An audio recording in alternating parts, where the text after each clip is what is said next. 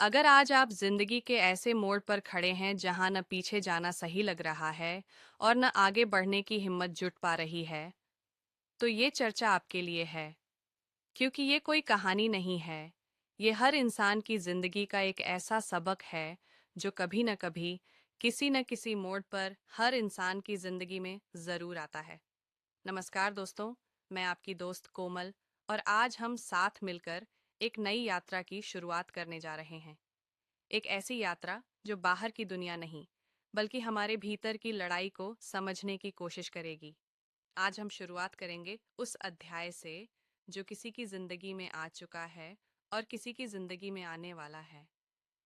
मैं आशा करती हूँ कि आप इस चर्चा में हमारे साथ अंत तक बने रहेंगे, और अगर ये वीडियो आपको भीतर तक छू जाए तो इसे लाइक और सब्सक्राइब करना न भूलें।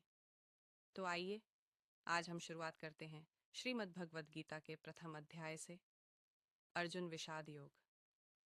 एक इंसान के टूटने की कहानी। कभी ऐसा महसूस हुआ है कि जिंदगी अचानक रुक गई हो, सब कुछ होते हुए भी भीतर कुछ खाली सा लग रहा हो। लोग साथ हैं, परिवार है, काम है, लेकिन फिर भी मन भारी है। ऐसा लगता है जैसे दिल कह रहा हो, मैं हार नहीं सकता, लेकिन अब लड़ भी नहीं पा रहा। भगवद गीता का पहला अध्याय ठीक यहीं से शुरू होता है। यह कोई धार्मिक उपदेश नहीं है, यह कोई ज्ञान की ऊंची बातें नहीं करता। यह अध्याय एक इंसान के टूटने से शुरू होता है। उस इंसान का नाम है अर्जुन। लेकिन सच कहें तो अर्जुन कोई पुराना योद्धा नहीं है। अर्जुन तुम हो, अर्जुन मैं हूँ।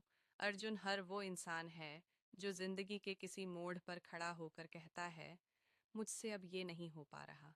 गीता की कहानी शुरू होती है राजा धृतराष्ट्र से। धृतराष्ट्र जन्म से अंधे थे, लेकिन गीता यहाँ सिर्फ आंखों की अंधता की बात नहीं करती। यह उस अंधेपन की बात करती है जब इंसान सच देखना नहीं चाहता। धृतराष्ट्र अपने सेवक संजय से पूछते हैं, संजय, कुरुक्षेत्र में मेरे बेटे और पांडव क्या कर रहे हैं? सवाल साधारण लगता है, लेकिन इसके पीछे डर छुपा है। धृतराष्ट्र जानते थे कि पांडव सच्चाई के साथ खड़े हैं, और सच्चाई के साथ कृष्ण हैं। इसीलिए उनका सवाल असल में ये था, क्या धर्म के मैदान में भी मेरे बेटे बच पाएंगे?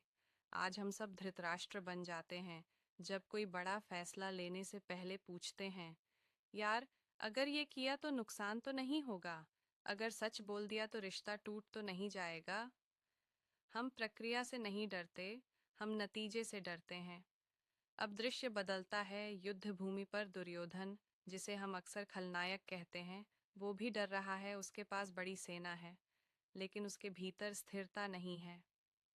वह अपने गुरु द्रोणाचार्य के पास जाता है, उनकी प्रशंसा करता है, उन्हें यह याद दिलाता है कि पांडवों की सेना कितनी संगठित है।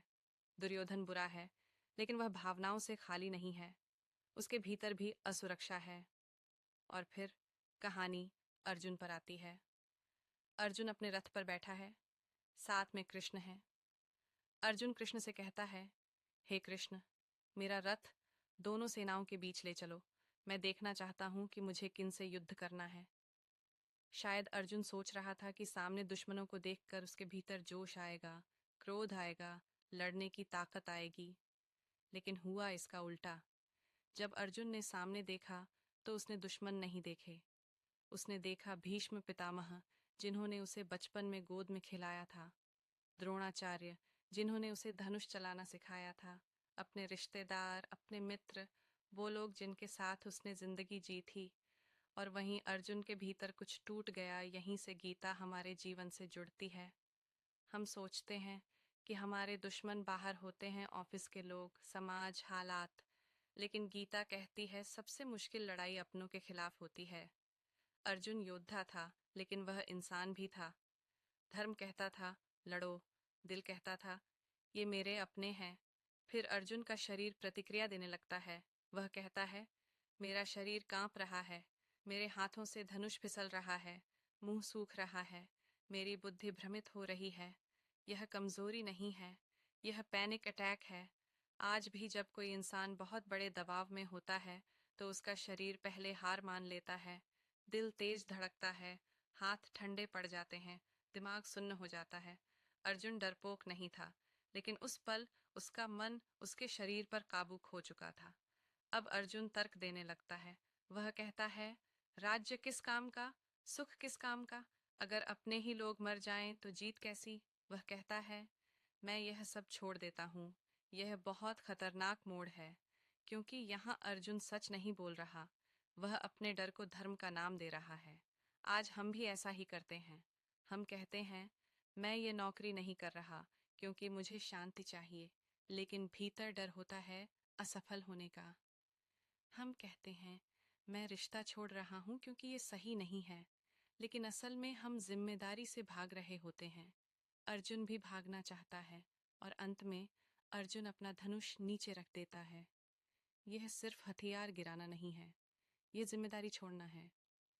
वह रथ में बैठ जाता है, थका हुआ, टूटा हुआ, खुद से हारा हुआ।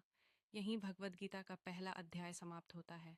इस पूरे अध्याय में कृष्ण ने कुछ भी नहीं कहा, कोई उपदेश नहीं, कोई समाधान नहीं, क्योंकि जब तक इंसान पूरी तरह टूट न जाए वह सुन नहीं सकता।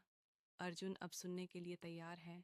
यह अध्याय हमें यह सिखाता है कि चाहे इंसान कितना भी शक्तिशाली क्यों ना हो, अगर उसके भीतर का द्वंद्व हल नहीं हुआ तो वह वहीं खड़ा रह जाएगा, हाथ में हुनर लिए लेकिन दिशा के बिना। अगले अध्याय में कृष्ण बोलेंगे, और वही शब्द सिर्फ अर्जुन की नहीं, हम सब की जिंदगी बदलने वाले हैं, क्योंकि याद रखो, ब्रेक डाउन ही ब्रेक थ्रू बनता है।